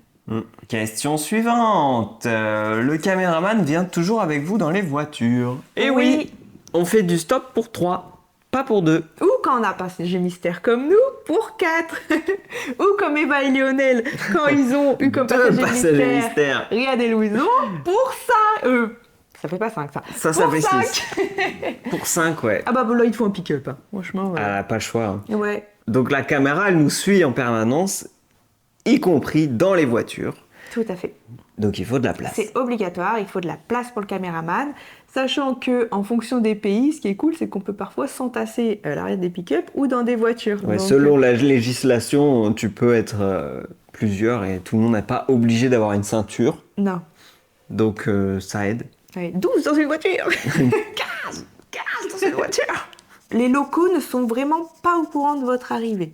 Bah non, pas du tout. Enfin, et puis ce serait difficile de prévoir parce que quand c'est la balise en plus qui t'arrête au milieu de nulle part, ah bah ouais. C'est dur de savoir à l'avance où tu vas arriver. Chaque binôme en plus se retrouve dans un village différent la plupart du temps. Ah puis des fois il y a rien. Hein. Nous et des fois, quand on a fait notre nuit chez les Maasai. On était bien au milieu de la pampa. Hein. S'ils avaient dit non, on aurait dormi dehors, je pense. Hein. Ouais. Non, vraiment, ils sont pas au courant. Ils sont pas prévenus. C'est ça que j'aime trop dans l'émission. C'est aussi cette spontanéité. Enfin, je pense que sinon, ça n'aurait pas de sens, en fait. Bah, ça aurait pas la même saveur, quoi. Ah bah, c'est clair. Alors que là, bah non, juste tu t'arrêtes où t'es et tu toques chez les gens, quoi. Voilà, c'est... Comme vous voyez. Ouais. Chips. Du coup, ça rejoint un peu la question qui est: est-ce que l'émission est truquée? Je sais qu'il y a énormément de ça qui passe sur les réseaux sociaux. Pékin Express, c'est truqué, tout est faux là-dedans. Bah faites-le. Faites-le. Faites-le et après on en reparle. Ah, vous serez bien embêté de voir que la prod, elle vous aide pas à trouver un logement. Hein. Ah, tu galères. Ah bah tant pis, tant pis pour toi, mon coco. Ah non, mais nous, on a parfois passé 2 heures à chercher une habitation. Alors, franchement, on n'a pas beaucoup galéré en Afrique. C'est arrivé très rarement. 2 fois, je crois, quand on avait un peu de mal. Mais sinon, ils étaient tellement gentils et accueillants qu'on n'a pas tant galéré que ça. Personne n'a dormi dehors pendant notre saison non plus. Non. Mais il n'y a pas de truc. C'est pas truqué. C'est ça, encore une fois, que j'aime trop dans cette émission. C'est que on en rêvait et que c'était même mieux que dans nos rêves. Mieux, ouais. Parce qu'en fait, donc c'est une émission télé, c'est un jeu, mais le terrain de jeu, c'est la vraie vie. Et ça, je trouve ça incroyable. C'est des gens qui nous voient au bord de la route, nous comme exciter des hystériques. Stop, leur dire go fast my friend. Mais eux, ils sont là, ils vivent leur vie. Enfin, il n'y a pas de trucage, c'est de la vraie vie. En C'est fait. ni des acteurs, ni des figurants, Ah ni non. quoi que ce soit. Ils sont juste là. C'est comme vous allez chercher le pain et il y a deux zigotos qui font des grands gestes pour vous arrêter. C'est vraiment pareil. Ouais. Ils sont dans leur vie et juste on débarque comme des ahuris. Tout est vrai. Tout ce que vous voyez, c'est vrai. C'est juste résumé, en fait. Parce que nous, forcément, ça prend des jours, alors que vous voyez 2 heures à la télé. Donc forcément, il y a une histoire de montage. Donc c'est résumé. Nous, quand on avait regardé notre saison à la télé, on a l'impression d'avoir vu un best-of de notre aventure. Ce qui est d'ailleurs un peu frustrant quand même, parce que on a énormément de souvenirs et la plupart des souvenirs ils sont dans notre tête et dans notre cœur. Mais au final, c'est pas plus mal parce que du coup, on garde aussi tout ça pour nos souvenirs dans notre mémoire et on voit une petite partie à la télé. Comment ça se passe avec les caméras dans les familles le soir? Elles partent quand? Alors les caméras, elles nous suivent tout le temps. Donc tant qu'on a des choses à faire et à montrer, les caméras sont là. Ce qui veut dire que le seul moment où il n'y a pas grand-chose à montrer, c'est quand on dort. Donc on C'est dit vrai. bonne nuit, on coupe les micros et puis après la caméra s'en va. Donc elle est là vraiment tout le temps où il se Ouais. passe des choses. Et le lendemain, ils reviennent avec la caméra et rebelote, nouvelle journée. Et du coup, il y a quelqu'un aussi qui demande si ça fait pas trop bizarre d'avoir toujours des caméras avec nous. Bah si, hein. Ouais, C'est pas naturel, quoi. Mais c'est vrai que nous, du coup, étant dans l'audiovisuel, on a l'habitude d'avoir des caméras, mais d'avoir quand même une grosse caméra si proche de soi parfois. Même pour nous, ça faisait quand même bizarre, mais on s'habitue. Comment ça se passe pour aller aux toilettes pendant le trajet de la course? C'est une très bonne question. Si vraiment tu peux pas te retenir, c'est au bord de la route. Et ouais, tu t'arrêtes, mais c'est au risque qu'il y a des candidats qui passent devant, quoi. Ils vont pas arrêter la course parce que tu dois faire Ah pipi. non. Donc dépêche-toi de faire pipi. Nous, ce qu'on faisait, c'est qu'on y allait juste avant que ça démarre, dans la nature, en général. Oui, en général, tu vas là où t'as de la place. Voilà. Pékin Express, c'est tellement intense, c'est tellement stressant aussi. Enfin, t'es dans une sorte d'adrénaline de la course, de l'aventure. Tout va vite, faut pas perdre de temps. Qu'en fait, j'avoue qu'on n'y pense même pas. En fait, comme t'es tellement dans l'adrénaline, tout ce qui est besoin primaire, ça passe au second plan. Ouais. Donc t'oublies presque de faire pipi. Il y a juste une fois où, là, on a dû s'arrêter parce qu'on n'en pouvait plus. Je sais pas si vous vous souvenez, il y a une épreuve où, avant de commencer la course, on a dû boire. C'était combien de centilitres d'eau? Je sais même pas. 25 centilitres d'eau, exactement. Et ouais, et sauf que nous, on a été nuls, on a été les derniers à partir, donc on buvait, On a bu des litres, on a en bu fait. des Je sais plus litres combien d'eau. En plus de ça, j'étais en intoxication alimentaire à ce moment-là. C'était l'horreur. Horrible. Heureusement que c'était de l'eau et pas la dégustation dégueu, là, ou je sais pas quoi.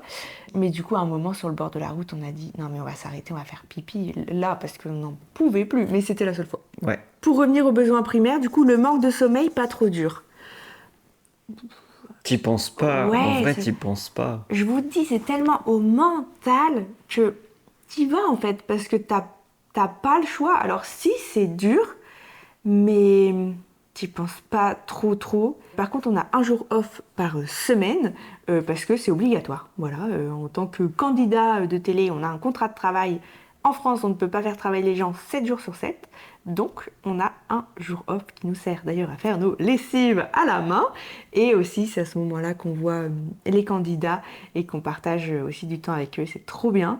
Mais du coup, le jour off, il est à la fois trop chouette et à la fois terrible. Et oui. Parce que, pour notre part, c'est là où on se rendait compte qu'on était crevés, T'as mal partout. qu'on avait mal là ou là. Et c'est rigolo, le jour off, souvent le lendemain, on disait vivement qu'on reprenne la course. T'as Quoi. besoin de te remettre en mouvement Ah parce que ouais. sinon tu t'arrêtes quoi. Ouais. Et aussi, en fait, on était tellement crevés de nos journées parce que c'est des journées tellement intenses où tu te dépenses comme jamais émotionnellement, c'est usant. Et du coup, le soir chez l'habitant, je me souviens que les premiers soirs, on dormait pas très bien, en plus dans des conditions. Sommaire. On a dormi je sais pas combien de fois par terre. On the floor. On the floor, it's okay, my friend. En plus de ça, voilà, nous c'est vrai qu'en Afrique on a dormi dans des conditions quand même très précaires. Les premières nuits je me souviens qu'on dormait pas très bien, mais par contre après on s'écroulait par terre sur une peau de bête avec un matelas avec un ressort qui te dort dans le dos. Du bruit dehors, on dormait. à point fermé. En fait, c'est hyper intéressant cette question parce que moi, c'est une des choses dont j'avais le plus peur, c'était de pas tenir physiquement, mais au niveau du manque de sommeil. Et au final, j'ai rarement aussi bien dormi qu'à Pékin Express. Et ça, c'est ouf, je n'aurais jamais cru. Mais déjà, une fatigue, mais une bonne fatigue qui fait que tu t'écroules. Et en plus de ça, en fait, moi souvent, je dors pas très bien. J'ai un sommeil assez agité, j'ai du mal à trouver le sommeil, je fais beaucoup de cauchemars, etc. Parce que je suis quand même une angoissée et je pense énormément à ce que je dois faire le lendemain. Je me dis, oh, il faut que je pense à faire ci, il faut que je pense à envoyer un message à un tel. Mince, j'ai oublié de faire ça. Et en fait, à Pékin Express, T'as rien à penser. t'as rien à penser. Tu te laisses porter. Tu penses sur le moment. Je pense qu'on n'a jamais autant vécu l'instant présent qu'à Pékin Express. Ouais, t'es dans l'instant parce que tu sais pas ce qui va t'arriver à la seconde. Tu peux rien prévoir. Ouais. Chaque minute est une surprise. Donc, t'as pas ton téléphone, t'as pas de nouvelles de l'étranger, t'es dans ton jeu à 100%, t'es dans le présent. Et c'est ce qui fait aussi que tu vis aussi intensément l'aventure parce que tu es 100% dans le présent. Et c'est hyper agréable. Et du coup, bah, la nuit, mis à part le lendemain, de dire allez, si t'es pris à l'épreuve d'immunité, on se bat, allez, on va se battre pour l'immunité. Mais tu Et sais même encore, pas tu ce que sais ça même sera. pas, c'est Donc, ça, en fait- tu sais pas à quelle sauce tu vas te manger, donc... Ah, mais j'étais vraiment à Pékin Express, il y avait une partie de moi très légère, tu vois, où je me suis complètement allégée, t'as pas de portable, donc tu traînes pas le soir à scroller, à regarder les écrans et tout. Puis t'es dans les familles aussi, donc tu reçois Et énormément. ouais, Donc t'es dans une sorte d'apaisement quand même, ouais. Bah, en fait, au-delà du stress de la course. en tout cas, c'est nous, en tout cas, nous, on l'a vécu comme ça. Et c'est là où je me dis, mais on avait vraiment notre place, je pense, là-bas à Pékin Express, parce que, en tout cas, on se sentait à notre place, parce qu'on était bien. Mm. Je sais pas comment dire, on était bien. Les familles le soir nous donnent tellement d'amour qu'on est à chaque fois motivés à bloc pour le lendemain. Enfin, voilà, on pourrait en parler pendant des heures. C'est incroyable cette aventure. Quand voyez-vous les autres binômes, car on voit qu'il y a des affinités qui se créent. Entre chaque étape, il y a une nuit dans un hôtel simple. Parfois, t'as pas d'eau chaude, parfois t'as des bêtes dans la douche, mais ça reste un hôtel, on n'a pas de recherche d'habitation entre les étapes. C'est ça. Et c'est là qu'on crée les affinités parce que on est avec les autres binômes, on a un hôtel et il y a un membre de la production qui nous encadre dans cet hôtel. Et c'est pas un secret, hein, ça. Même Stéphane, il le dit dans des interviews. Ah oui, oui, il n'y a pas de, On il y a pas de secret. une nuit à l'hôtel. Entre chaque étape. Entre chaque émission que vous voyez à la télé. Mais c'est très court. Hein. Bah, Vraiment, ça dure une nuit, en fait, l'étape Ah elle ouais. se finit, t'as fini à 18h, et puis le lendemain à 6h t'es parti déjà. Ouais, Donc, des fois même 5 heures. des fois Donc, même 5 heures. En gros, on mange, on se douche Et on dort. et on rigole, surtout Et on avec les rigole. autres. Oh, c'est là où on voit les candidats, on se raconte des choses que on n'a pas forcément vues des uns des autres, et au jour off aussi. Et en fait, je pense qu'on peut pas forcément comprendre si on vit pas l'aventure, mais c'est tellement intense que des fois, je sais qu'il y a des spectateurs qui se disent mais... Enfin, on a l'impression qu'ils disent ouais, on fait partie de la même famille, ils se connaissaient pas il y a quelques jours. Mais c'est tellement intense Ouais, bah oui. qu'en fait, toutes les émotions sont décuplées. On n'a pas de nouvelles de nos proches. On vit quelque chose d'extraordinaire. On est complètement dans une bulle. Et du coup, tout est décuplé et les relations, elles se créent beaucoup, beaucoup, beaucoup plus vite parce qu'en fait, bah ouais, c'est la famille Pékin Express et on se sent très vite liés les uns aux autres. Je pense qu'on sent tout de suite qu'on vit quelque chose d'extraordinaire et il n'y a que nous qui pouvons comprendre ça et ça crée un lien de malade. Et du coup, une fois par semaine, on a un jour off où, même config, on est dans un hôtel, on consacre 90% du temps à faire nos lessives À la main. à la main, et le reste du temps, on peut se reposer, on peut parler avec les autres candidats, et c'est vraiment là qu'on va créer des affinités. C'est la colonie de vacances, hein. C'est énorme. Vous pouvez prendre aucune photo pendant le tournage, vous pouvez vraiment pas toucher à votre portable. Quelqu'un d'autre qui dit le portable était-il vraiment interdit? Oui. Oui. Voilà. Je n'ai pas touché à mon portable, j'allais dire, c'était même pas celui-là, c'était celui d'avant, bref, pendant 45 jours, même plus, parce que j'ai eu du mal à le rallumer. J'ai eu énormément de mal à le donner, je me souviens. C'était du genre comme ça. Elle a dû forcer un peu. Je voulais pas le reprendre, je voulais pas le rallumer, c'est incroyable. Qui, dans notre époque, part en voyage sans portable? Franchement, maintenant, pratiquement Je connais personne. Hein. Et c'est comme on faisait les gens avant, quoi. Mais maintenant, enfin, c'est assez improbable et ça fait un bien fou, vraiment. Et pour les photos, on a un photographe qui nous suit pendant toute l'aventure, qui fait des photos incroyables. Ouais, il est excellent, vraiment. Et c'est les photos que vous voyez sur les réseaux. C'est en général celles qu'on poste en tant que candidat. C'est celles que la production partage. C'est celles que les journalistes utilisent pour faire leurs articles. Du coup, nous, non, on peut pas prendre de photos. On n'a pas de moyen de prendre des photos. Après, il y a certains habitants qui ont des téléphones, des smartphones, ouais. et à qui on peut donner notre numéro de téléphone et qui peuvent nous envoyer un message si jamais ils ont WhatsApp, par exemple. Mais ça reste anecdotique et donc les souvenirs ils sont principalement dans la tête. Et ouais, bah surtout qu'il y a un photographe pour tous les binômes, donc il va pas être là, par exemple, il va pas venir dans toutes nos soirées chez l'habitant. Mais du coup, c'est cool quand même d'avoir il y a quelques locaux avec qui on a gardé contact, qui nous ont envoyé des photos sur les réseaux et qu'on a reçues du coup plus tard en rallumant notre téléphone. Et ça fait trop plaisir parce que c'est des souvenirs à vie, quoi, ça, vraiment. Bah, autre question justement par rapport aux locaux, quelle est la rencontre qui vous a le plus marqué, candidats, locaux, etc. Je ne pourrais pas On peut pas répondre. C'est pas possible. On nous demande aussi souvent avec quel candidat vous avez le plus d'affinité et tout. Pékin Express, le mot qui caractérise cette émission, c'est une aventure humaine. Vraiment, c'est totalement tourné vers l'humain. On a rencontré des personnes extraordinaires, que ce soit bien évidemment les locaux, les personnes qui nous ont accueillis, qui nous ont pris en stop, qui nous ont aidés à un moment dans l'aventure, que ce soit la production qui est incroyable vraiment. Donc on a aussi créé des liens de fou avec les personnes de la production.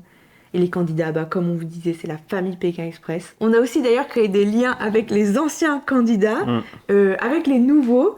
Et franchement, je peux pas. J'ai tellement. En fait, quand on me pose cette question, j'ai tellement de visages qui me viennent en tête, de noms qui me viennent en tête, que je peux même pas répondre une personne.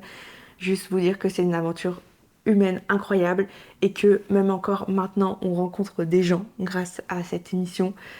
Parce que ça nous ouvre des opportunités, mais aussi des gens qu'on croise dans la rue ou sur les réseaux sociaux. Et du coup, c'est fou. Voyez-vous toujours les autres candidats? Ah non, moi je les ai snobés, ils m'ont saoulé. Ben oui, vous avez pas vu notre dernier vlog ou quoi? Et abonnez-vous à Judith Voyage, là, on sort plein de vidéos et... Mettez un pouce d'ailleurs aussi, un commentaire là. Ah mais bien sûr qu'on se voit encore. Dès qu'on peut, on se voit. Alors le fait est que tout le monde est hyper occupé, donc on n'a pas forcément l'occasion de se voir très souvent. On n'habite pas à côté non plus. Bah oui. Et donc c'est assez compliqué de se retrouver, mais par contre, on est toujours en contact. Bien sûr. Presque tous les jours, on s'écrit, on se suit sur les réseaux, on s'envoie des messages, et quand on peut, on se voit.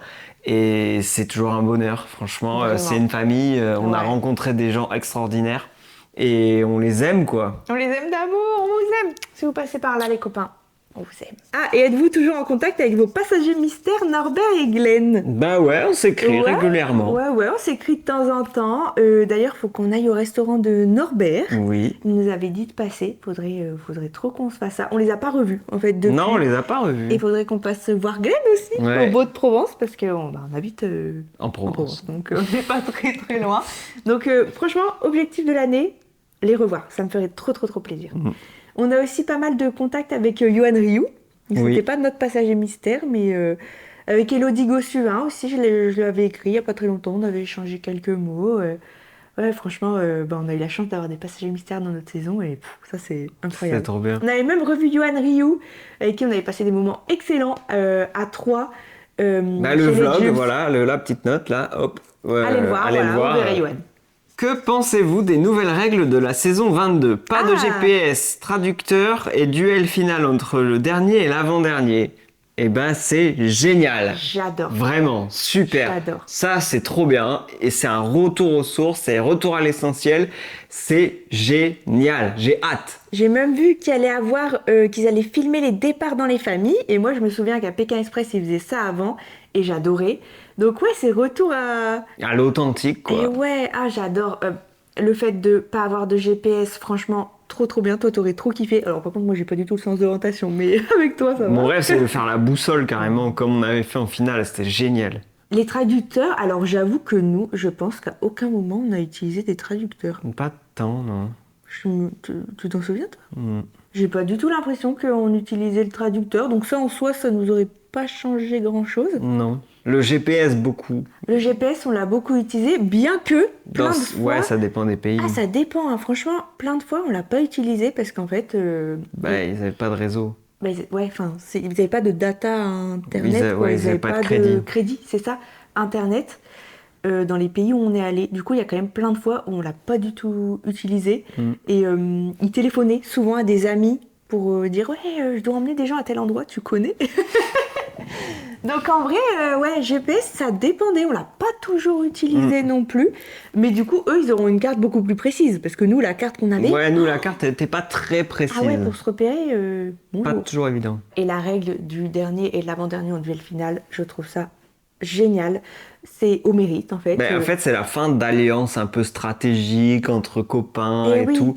Là, c'est celui qui est le meilleur, il a plus de chances de gagner. Je pense que vous avez vu qu'on a vécu notre aventure comme ça, qu'on a essayé de toujours De faire faire au plus mérite. ou moins au mérite aussi, et qu'on n'est pas du tout stratège. Donc en fait, nous, ça nous parlait pas, le fait de faire des alliances, tout ça. On a eu beau s'entendre avec tout le monde, nous, on ne voyait pas le truc de faire des alliances. Donc en fait, je trouve ça trop bien. La deuxième question qu'on nous pose le plus avec est-ce que Stéphane il est gentil, c'est est-ce que vous aimeriez bien faire Koh-Lanta? C'est vrai, c'est deux questions qu'on nous pose énormément. Ça n'a rien à voir en fait avec Pékin Express. Alors bon, c'est de l'aventure aussi, mais Koh-Lanta déjà c'est tout seul. Nous, on aime bien faire Et des on a trucs à binôme. deux. Non, mais pas du tout. Alors Et moi, non, Koh-Lanta, pas du tout. non, Alors, pas manger. et pas manger, déjà. Elle va être infecte. Déjà juste manger une fois par jour, hein, quasiment, c'était chez l'habitant. Mais alors pas manger du tout. Non, et puis moi en fait je regarde pas. J'ai jamais trop En fait, c'est aimé, hyper stratégique et on n'est pas stratège, vraiment pas. Et donc, Koh-Lanta, on serait nul, on serait vraiment nul. J'ai regardé une fois parce qu'il y avait une fille de mon village qui participait et j'ai pas aimé. Désolée s'il y a des fans de Koh-Lanta. Bah non, pas désolée en fait, chacun fait ce qu'il veut. Vous avez même le droit de pas aimer Pékin Express, hein. Je sais pas ce que vous faites encore là, mais je n'aime pas le fait que les candidats s'éliminent entre eux. En fait. Oui, ça crée forcément des alliances. Mais oui, déjà dans le duel final, moi ce que j'aime pas, c'est le fait de choisir quelqu'un et tu sais pas où est-ce qu'il est arrivé. Heureusement, on n'a jamais eu à faire ça. Du coup, ça, c'est d'histoire ancienne apparemment. Mais ouais, je comprends pas. Et puis le duel final, tu peux quand même te battre, t'as une dernière chance et tout. Et là, non, pour moi, c'est trop... Et pour moi, c'est c'est trop hyper... l'histoire et tout. Ouais, et puis c'est hyper physique quand même, hein, Koh-Lanta. Mais oui. Là, c'est quasiment que du sport et de la stratégie. Ouais. Nous qui sommes pas sportifs et pas stratèges, non, c'est pas du tout pour nous. Et non, et puis c'est tout seul. On aime bien être à deux, faire des trucs à deux. Donc non, Koh-Lanta. Et puis en plus de ça, je pense que quand t'as fait Pékin Express sur M6, c'est quand même un peu compliqué de faire Koh-Lanta sur TF1. Là, En c'est plus, terminé. je pense qu'ils cherchent plutôt des gens qui n'ont pas fait de télé. Enfin, j'en sais rien, mais bref. Non. Après, faire d'autres émissions de télé, moi, je suis pour. Oui, carrément on nous pour. l'a posé aussi. Ça, franchement, oui. Hein. Moi, je rêve de faire de la télé encore, de continuer là-dedans. J'adore l'univers, je sais pas, j'aime bien être à la télé. En fait, on a tellement aimé notre première expérience télé que ça nous a donné envie d'en faire d'autres.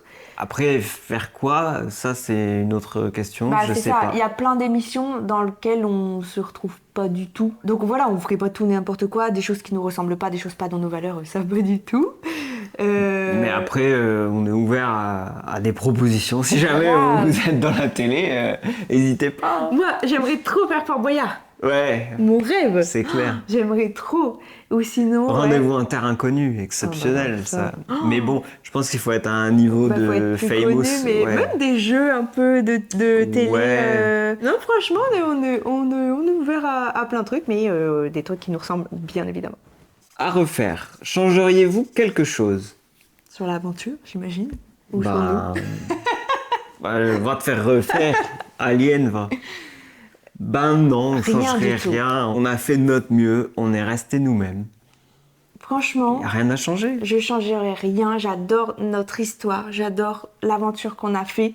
Même la finale, je ne la changerai pas. C'est comme ça. C'était notre histoire. Ben ouais. On a donné le meilleur de nous-mêmes. On a fait de notre mieux. On est allé au bout, on a Ouais. perdu. Bah ça nous a appris plein de trucs. Énormément. Je changerai rien. Et pour finir, dernière question. En fait, il y en a deux, mais je trouve qu'elles peuvent être un peu complémentaires. Il y en a une, c'est qu'est-ce que Pékin Express vous a apporté dans la vie de tous les jours? Et est-ce que vous pouvez dire que c'est la plus belle aventure de votre vie? Oui. Oui.